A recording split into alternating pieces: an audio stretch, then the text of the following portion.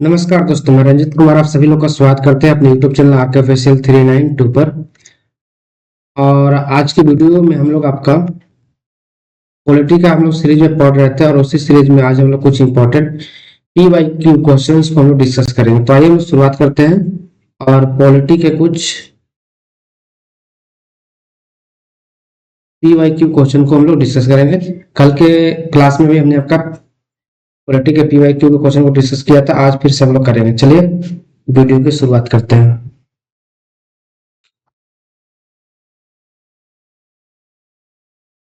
चलिए बने फटाफट हमारे साथ, कौन सा आंसर होगा आपका? एक मिनट। चलिए आज का पहला क्वेश्चन है आपका कि भारत के मान्यवादी के विषय में निम्नलिखित कथनों पर विचार कीजिए। मान्यवादी के बारे में बताना है कौन सा कथन आपका सत्य है। पहला आपका कि वो भारत के राष्ट्रपति द्वारा नियुक्त किया जाता है, उसमें वही योग्यताएं होनी चाहिए जो सर्वोच्च न्यायालय के न्यायाधीश की होती है। दूसरा कथन है। तीसरा कथन है उसे संसद के किसी भी एक सदन का सदस्य होना चाहिए। चौथा है आपका संसद द्वारा महाभियोग लगाकर उसे हटाया जा सकता है। बताइए इसका क्या आंसर होगा आपका? देखिए मान्यवादी के बारे में पढ़े होंगे आपका संविधान का आर्टिकल 76 में आपका, ठीक है, कि आर्टिकल 76 76 अनुच्छेद में आपका मान्यवादी की चर्चा की गई है, जिसके तहत मान्यवादी की नियुक्ति कौन करता है आपका? तो राष्ट्रपति करते हैं। ठीक है, कौन करते हैं आपका? राष्ट्रपति करते हैं। तो पहला वाला कथन क्या हो गया आपका? सही। और उसमें वही योग्यता होनी चाहिए जो सर्वोच्च न्यायालय के न्यायाधीश के पास होती है। तो आपका दूसरा भी आपका सही है आपका। और उसे हटाने के संसद के किसी भी सदन का सदस्य होना चाहिए, नहीं, ये कोई बाध्यता नहीं है आपका कि मान्यवादी जो होगा वो सदन के किसी भी सदन का सदस्य हो, ऐसा कोई जरूरी नहीं। तो आपका तीसरा गलत हो गया। संसद द्वारा महाभियोग लगाकर उसे हटाया जा सकता है। महाभियोग हटाने के लिए महाभियोग की कोई जरूरत उसको नहीं, आपका ऐसे भी हटाया जा सकता है। तो एक और दो सही हो जाएगा, यानी ऑप्शन नंबर फर्स्ट इसका आपका सही आंसर हो जाएगा।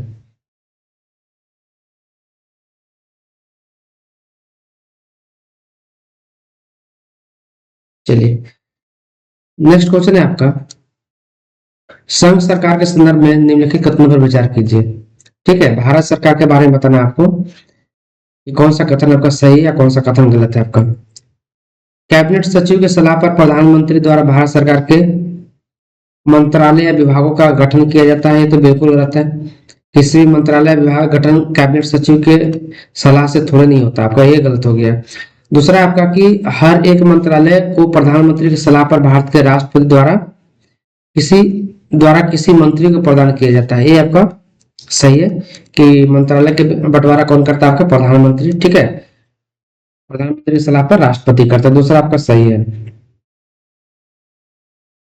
नेक्स्ट क्वेश्चन आपका 3 नंबर, नैसर्गिक न्याय का सिद्धांत निम्नलिखित मौलिक अधिकारों में किसमें निहित है आपका?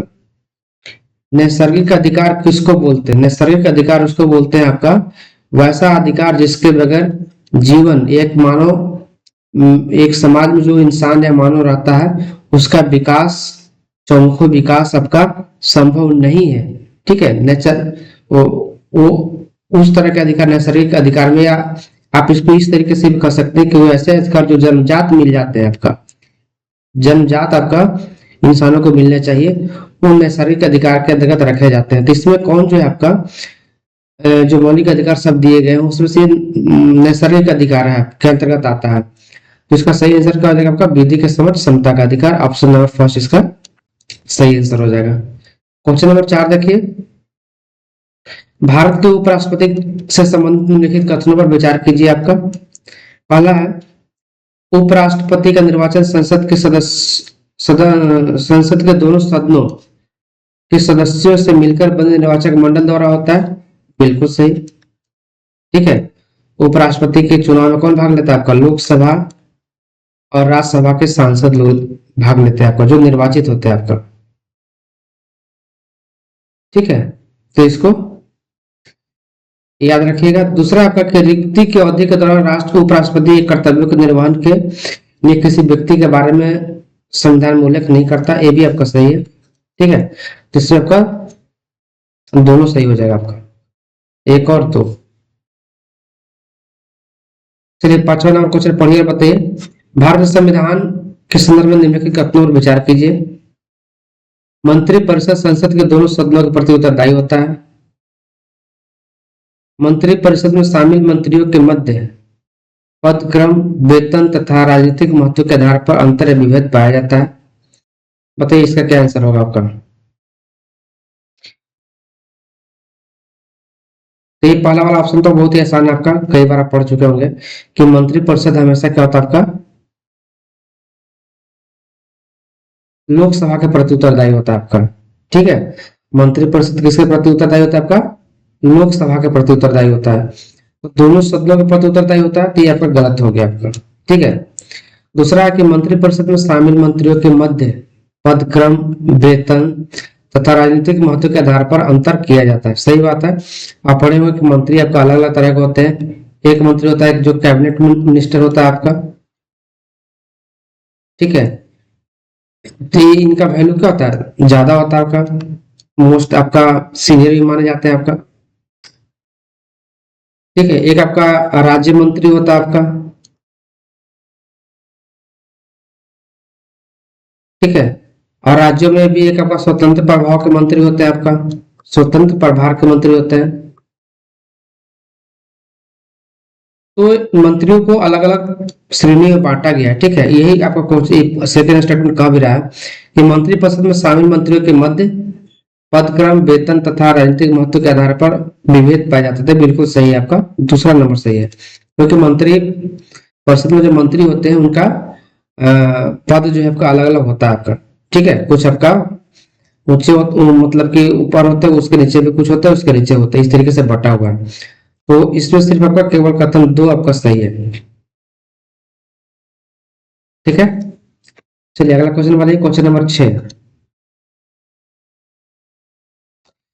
तो आसान क्वेश्चन है आपका। मैंने निम्नलिखित भारत के लिए संविधान की रचना हेतु संविधान सभा का विचार निम्नलिखित में से सर्वप्रथम किसके द्वारा प्रस्तुत किया गया था। नेहरू रिपोर्ट 1934, ये आपका गलत लिखा गया आपका, यहाँ पे नेहरू रिपोर्ट नहीं होगा आपका, यहाँ लिख लीजिए आपका स्वराज, स्वराज पार्टी, स्वराज पार्टी 1934। पहला ऑप्शन आपका ये हो जाएगा कि भारत के संविधान बनाने तो संविधान सभा का विचार सर्वप्रथम किसने प्रस्तुत किया था। स्वराज पार्टी 1934 में, कांग्रेस पार्टी 1936 में, मुस्लिम लीग 1942 में, सर्वदलीय सम्मेलन 1946 में। तो सबसे पहली बार संविधान सभा हेतु विचार प्रस्तुत किया गया था स्वराज पार्टी के द्वारा। कब किया गया था आपके, तो 1934 में किया गया था। ठीक है, तो 1934 इसको याद रखिएगा। अगला क्वेश्चन है क्वेश्चन नंबर 7। निम्नलिखित को संविधान द्वारा मान्यता प्रदान करने के क्रम में लगाइए। ठीक है, सबसे पहले किसको मान्यता मिला आपका, फिर किसको मिला, फिर किसको मिला, बताइए फटाफट इसका क्या आंसर है। बहुत आसान क्वेश्चन है आपका।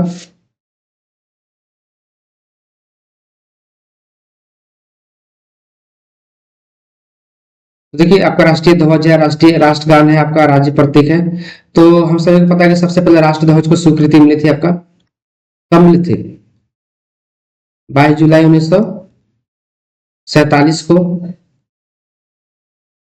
ठीक है, इसको याद रखिए। राष्ट्रगान को आपका, राष्ट्रगान वगैरह को आपका 24 जनवरी 1950 को, और राज प्रतीक को इन सब में बाद में दिया गया था। तो क्रम में लगाना तो आपका 1 2 3 हो जाएगा आपका। ठीक है, ऑप्शन नंबर फर्स्ट इसका सही आंसर हो जाएगा। चलिए नेक्स्ट क्वेश्चन है आपका, किसी व्यक्ति में उच्च न्यायालय का न्यायाधीश बनने के लिए निम्नलिखित में कौन सी योग्यता होना चाहिए, बताइए। तो उससे भारतीय नागरिक होना चाहिए, ये तो होगा ही आपका, यानी ऑप्शन 1 वाला आंसर होगा आपका, सब में एक है। उसकी आयु कम से कम 35 वर्ष होनी चाहिए। उच्च न्यायालय में न्यायाधीश बनने के लिए आयु 35 वर्ष होनी चाहिए। बताइए आपका सही है गलत, तो ये आपका गलत है। तीसरा, उस न्यायिक पद पर कम से कम 10 वर्षों का अनुभव होना चाहिए। आप तो पढ़े होंगे कि अगर उच्च न्यायालय में आपका न्यायाधीश बनना है तो कम से कम 10 वर्ष का अनुभव होना चाहिए। एंड तीसरा नंबर भी आपका योग्यता होना चाहिए। ठीक है, नेक्स्ट आपका कि राज्यसभा का सदस्य निर्वाचित होने की योग्यता होना चाहिए। नहीं, उच्च न्यायालय के न्यायाधीश बनने के लिए राज्यसभा का सदस्य होने जैसा योग्यता रखना एक को जरूरी नहीं है आपका। तो 1 और 2, ठीक है, 1 और 2, नहीं 1 और 3, 2 तो गलत ही होगा आपका। तो 1 और 3 इसका सही आंसर हो जाएगा आपका, ऑप्शन नंबर बी। चलिए अगला क्वेश्चन देखते हैं, बताइएगा फटाफट आंसर।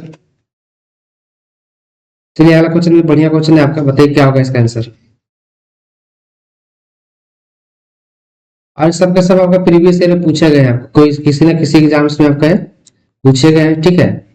बताइए, निम्नलिखित कथनों पर विचार कीजिए। कह रहा है कि एक विधेयक जो राज्य के विधानमंडल में लंबित है वह उसके सत्रावसान के कारण समाप्त नहीं हो जाता है।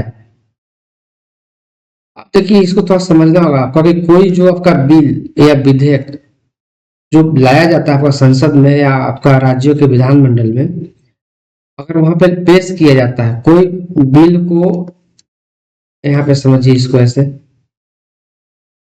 कोई बिल को पेश किया गया और बिल के पेश हुआ, लेकिन आपका वो उस सत्र में पास नहीं हो पाया, ठीक है, और आपका सत्र अवसान हो गया, मतलब कि वो सेशन खत्म हो गया। जैसे आपका देखे होंगे ना संसद में तो हर साल 3 आपका सेशन होते हैं, आपका मानसून सेशन होता है, आपका विंटर सेशन होता है आपका, ठीक है। तो अगर मान लीजिए कि उस सेशन में अगर वो नहीं पारित हो पाया, ठीक है, वही बोल रहा है कि एक विधेयक जो राज्य विधानमंडल में लंबित हो वह उसके सत्रावसान के कारण समाप्त नहीं हो जाता। तो अगर मान लिया जाए कि जो सेशन चल रहा था, अगर वो सेशन समाप्त हो जाता है तो जो विधेयक पेश किया गया था उसकी वैलिडिटी खत्म नहीं हो जाती, वो आपका मृत नहीं हो जाता है। ये आपका स्टेटमेंट बिल्कुल सही है, आपका ऐसा ही होता है आपका। जब अगला बार सेशन शुरू होगा तो उसमें उसको पास कराया जा सकता है। पहला स्टेटमेंट हो गया आपका सही। दूसरा है कि किसी राज्य के विधान परिषद में लंबित विधेयक जो विधानसभा में पारित न हुआ हो विधानसभा के भंग हो जाने पर समाप्त नहीं हो जाता, ये भी सही है आपका। कोई आपका जो विधेयक हमने बताया आपको, ठीक है, विधान परिषद में लंबित है, कहाँ पे आपका, यहाँ पे जैसे बिहार है आपका, ठीक है, बिहार में कोई आपका विधेयक जो आपका विधान परिषद में आपका विधान जो है,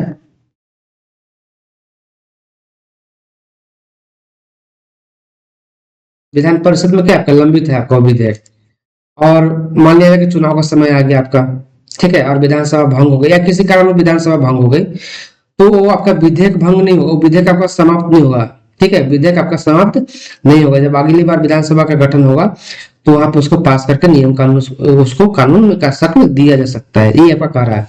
तो किसी राज्य के विधान परिषद में लंबित विधेयक जो विधानसभा में पारित न हुआ हो विधानसभा के भंग हो जाने पर समाप्त नहीं हो जाता, ये भी स्टेटमेंट आपका सही है। तो यहाँ पे दोनों सही हो जाएगा, 1 और 2।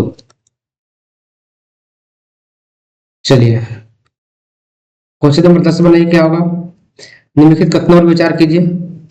भारत के संविधान में भारत के प्रत्येक नागरिक के लिए 10 मौलिक कर्तव्य दिए गए, बताइए 10 नहीं है, कितना आपका 11 है। मौलिक कर्तव्यों को किस समिति के अनुसार शामिल किया गया था आपका, स्वर्ण सिंह समिति, ठीक है। फिलहाल कितना आपको 11 है, कब शामिल किया गया था, 42वां संविधान संशोधन 1976 के दौरान।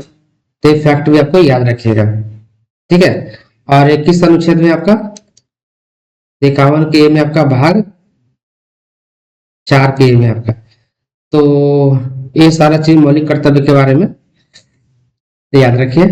दूसरा कथन इसमें दिया आपको कि भारत के संविधान में मूल कर्तव्यों को लागू करने के लिए कोई प्रावधान नहीं है, ठीक है।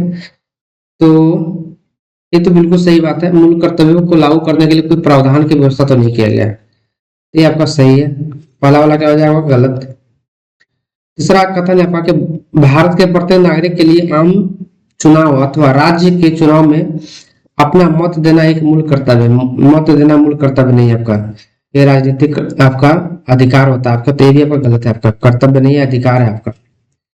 ताकि भारत में एक सक्रिय लोकतंत्र स्थापित हो सके, आपका गलत है आपका। तो इसमें कौन सही है, सिर्फ आपका 2 सही है, तो ये तो नहीं होगा आपका, ये वाला ऑप्शन नंबर 2 इसका सही आंसर हो जाएगा, ठीक है।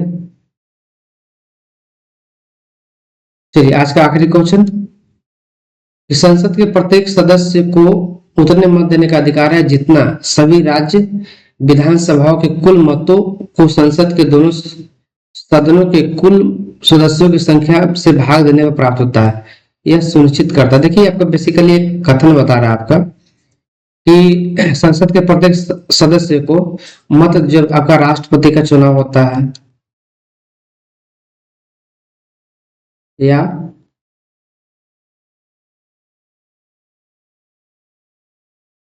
उपराष्ट्रपति का जब चुनाव होता है, तो जो भी सांसद होते हैं राज्यों से आपका, ठीक है, जो भी सांसद होते हैं उनको मत देने का मौका मिलता है, ठीक है। तो उनका जो मत होता है, ठीक है, उनका वैल्यूएशन कैसे निकालते हैं इसी के बारे में कथन पूरा दिया हुआ है कि संसद के प्रत्येक सदस्य को उतने मत देने का अधिकार है जितना सभी राज्य विधानसभाओं के कुल मतों को संसद के दोनों सदनों के कुल सदस्यों की संख्या से भाग देने पर प्राप्त होती है। संसद के दोनों सदनों के कुल सदस्यों की संख्या कितनी है आपका? टोटल आपका अभी 545 लोकसभा का आपका, ठीक है, और 250 है आपका राज्यसभा का।